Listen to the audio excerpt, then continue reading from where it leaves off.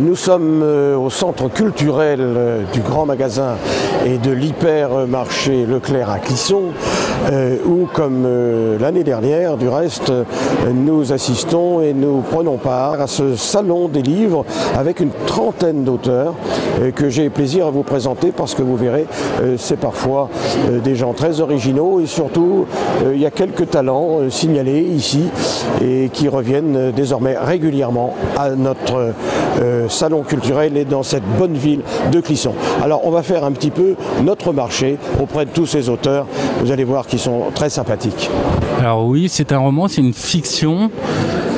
On va dire que c'est une aventure avec une intrigue assez palpitante, je pense, qui part des Sables d'Olonne, en 2013, et qui va nous conduire à travers l'Atlantique et la Méditerranée dans une histoire lié avec le temps, c'est-à-dire on va se retrouver avec une intrigue qui va mélanger notre époque et 1923, l'époque du Titanic, l'époque des grands paquebots, donc voilà. Alors ici nous sommes avec Xavier Armange qui cumule, si j'ose dire, la profession d'écrivain et aussi d'éditeur, même si cette dernière activité est un peu en sommeil, Xavier, non ? Il est en sommeil par la force de l'âge, je dirais, et puis parce que mon fils a repris les éditions d'Orbestier, Rêve bleu, désormais pour la partie jeunesse, à Nantes, à Saint-Sébastien. Et donc qu'il essaie de développer encore plus cette maison. Nous en sommes à peu près à 150 livres publiés, avec une tendance maintenant assez marquée vers l'album de jeunesse. Et vous-même, là, cette année, vous avez sorti quelques-unes de vos œuvres. De la jeunesse et de la vieillesse, si je peux dire. Je voudrais parler du parfum de Nantes, où j'ai fait une contribution. Comment définir le parfum d'une ville? Patrimoine immatériel, c'est quelque chose de difficile. Il y a Julien Gracq qui avait fait ça aussi avant vous. Absolument, et d'ailleurs on en parle. Et moi je raconte l'histoire d'un petit garçon qui part de la place de l'Orme à 10 ans et qui va à l'école et en revient le soir. Et ses émotions à travers les odeurs et tout ce qu'il va percevoir dans les années 50, 60. Alors ici nous sommes avec Patrice Cotin qui nous propose un polar d'une facture un peu particulière. Oui, tout à fait. Disons que j'ai commencé un roman policier où on connaît les coupables. Ce que l'on cherche, ce sont les victimes et ce qui s'est passé. On est aux alentours des années 2010, sur une année.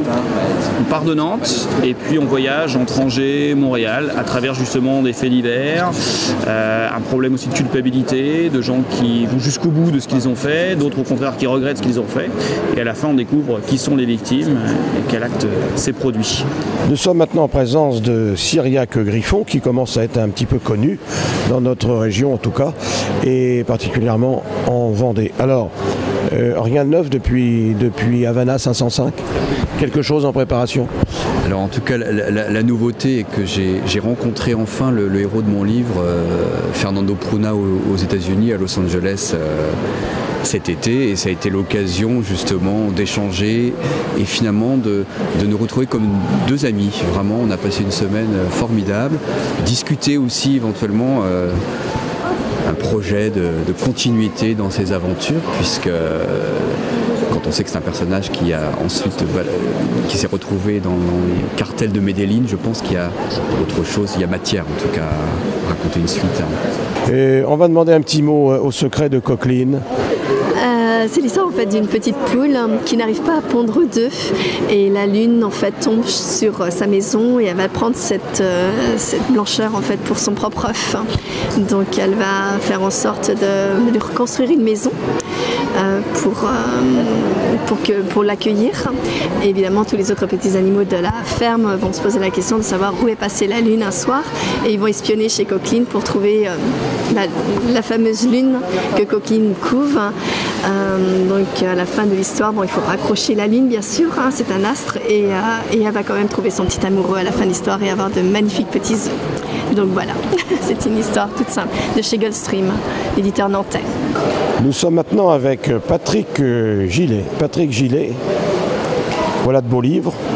J'ai publié plusieurs romans. Donc, le dernier s'appelle Perle Noire. Donc, c'est un ouvrage qui se passe en Polynésie, dans le milieu de la culture des perles. Et en fait, le thème qui est abordé, c'est essentiellement le changement climatique, avec les conséquences donc, sur les atolls de Polynésie. Et à travers ça, c'est également d'aborder les traditions et les légendes polynésiennes. Bon alors Bruno Piquet, l'enfant trouvé dans un panier, maintenant été retrouvé, et plus ou moins c'était votre premier livre. Qu'est-ce qui se prépare d'autre? Oui, alors vous avez raison, on l'a retrouvé et même il a bien vécu puisque né en 1827, il est mort en 1916. Donc figurez-vous, il a enterré pratiquement tout le monde. Alors actuellement, je prépare et je suis en train de terminer un recueil de nouvelles avec des choses un peu extraordinaires, avec des chutes, allez, on va dire peut-être à dormir debout. Mais je souhaite que le lecteur ne s'endorme pas pendant le parcours. Et puis par ailleurs, je termine, ou allez, on va être plus modeste, je suis à mi-chantier sur un roman policier de nature un peu autobiographique. Voilà, mais ça va encore demander quelques mois. Je pense pour le recueil de nouvelles, on peut parler de quelques semaines, parce que vous savez bien, on vit dans une époque où il faut tout quantifier. Nous avons également avec nous un tour de France des abbayes et prieurés qui nous sont proposés par notre ami Philippe Méry. C'est bien ça. C'était un long périple de faire la visite de ces abbayes. 3 années de travail, 24 heures sur 24, 150 000 km, 50 000 photos, beaucoup de nuits blanches, beaucoup de belles découvertes, beaucoup de gens très intéressants. Et ces couvents, lesquels ont plus particulièrement attiré votre préférence? Les plus célèbres, ce sont les abbayes cisterciennes, et pour cause. Mais il faut savoir qu'il y a 1600 bâtiments en France que j'ai répertoriés. Ils sont tous aussi beaux les uns que les autres et ont tous autant d'intérêt les uns que les autres. Et il faut savoir qu'ils sont tous placés dans des lieux exceptionnels et qu'ils sont en bon état ou en ruine, ils nécessitent toujours qu'on aille les voir. Oui, mais ma question plus précisément était quels sont ceux ou celui qui vous a le plus plu? Il y en a deux. Il y a l'abbaye de Senang que tout le monde connaît, c'est la fameuse abbaye qui est toujours représentée avec des lavandes. Alors elle est intéressante parce que c'est la seule abbaye que les moines ont accepté de faire visiter entièrement. Sinon, en général, vous avez le droit de visiter l'abbatiale, un petit bout de l'abbatiale et le magasin, c'est tout. Là, les moines, les cisterciens vous ouvrent toutes leurs portes. Et la deuxième abbaye qui est vraiment un coup de cœur important pour moi, c'est une petite abbaye qui s'appelle l'abbaye de Saint-Hilaire qui se trouve à Ménherbe, dans le même département d'ailleurs que Senang.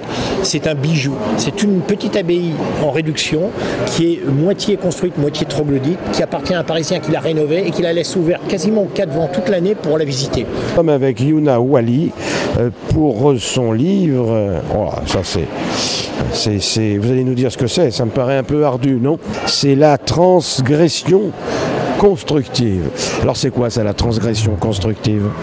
C'est pas transgresser en construisant, c'est où se situe la transgression pour que l'action soit constructive sur un plan humain. Donc c'est une posture, c'est un point de vue, une affirmation sur ce que peut être l'humain dans une façon la plus globale possible et la plus collective et la plus optimisante possible. Alors Christine Chamard qui nous arrive de Vendée bien sûr et qui nous propose, tenez je vais prendre ce livre-là, 100 lieux pour les curieux. Un petit mot là-dessus, c'est un guide je crois. C'est un guide, oui, que les éditions Bonneton m'avaient proposé de faire. Le but étant de proposer aux gens un petit peu autre chose que ce qu'on trouve dans les guides officiels, où c'est toujours Marais Poitevin, Château de l'Île-Dieu, voilà, les classiques incontournables. Donc là, la consigne, c'était de faire plus original, moins connu, plus petit. Et j'avais le choix des endroits, donc j'ai pris beaucoup de plaisir, parce que moi-même, je ne connaissais pas tous les endroits que je cite dans le livre. Donc c'est une source de promenade, d'idées de balade, et vous avez au début une petite carte avec tous les endroits qui sont cités dans le livre, donc chacun doit pouvoir y trouver son plaisir, son bonheur. Francis Béliard, là vous nous présentez un petit peu votre production, il y a beaucoup de livres, je vois Henri, c'est sympa ça. quoi ça parle? Bonjour. Les âneries, comme le titre l'indique, ont un rapport avec mon âne. Évidemment, ce sont des entretiens avec mon âne. Mon âne parle. C'est un baudet du Poitou qui a ceci d'exceptionnel qu'il parle. Et évidemment, ce qu'ils disent sont des âneries. Je donne aussi dans les contes. Donc j'ai écrit là un dernier roman qui fait intervenir des conteurs. Et ici, j'ai dans ce livre, Les Contes de la Bourrache, j'ai déjà 2 histoires qui sont passées sur France Musique, donc dans l'émission de Véronique Sauger, Contes du jour et de la nuit. Maintenant, nous rencontrons Magali Roturo-Roger, qui nous propose, c'est votre premier roman? J'avais écrit il y a 2 ans un livre avec mon grand-père, alors âgé de 91 ans. C'était sous forme d'entretien, de conversation sur notre vie de famille, donc quelque chose de vraiment ancré dans la réalité. Il nous a parlé de son histoire, la guerre et la vie de la famille. Alors, le titre de votre livre, c'est Droit devant, en 2 mots. Droit devant, c'est ce que j'appelle un témoignage romancé. Marie parle dans ce roman, mais je lui ai soufflé énormément de choses à Marie. C'est un hommage à son père, essentiellement, qui, à travers la maladie, a montré qu'il fallait regarder quand même tout en droit devant. Donc c'est le message qu'il a voulu transmettre là. C'est une introduction aussi à d'autres domaines.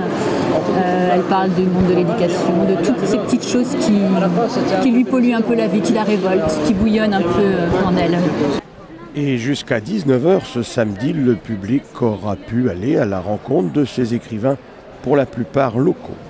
Ce qui prouve bien que le livre n'est pas mort, quoi qu'on en dise. Clisson à ce sujet en est un bon exemple.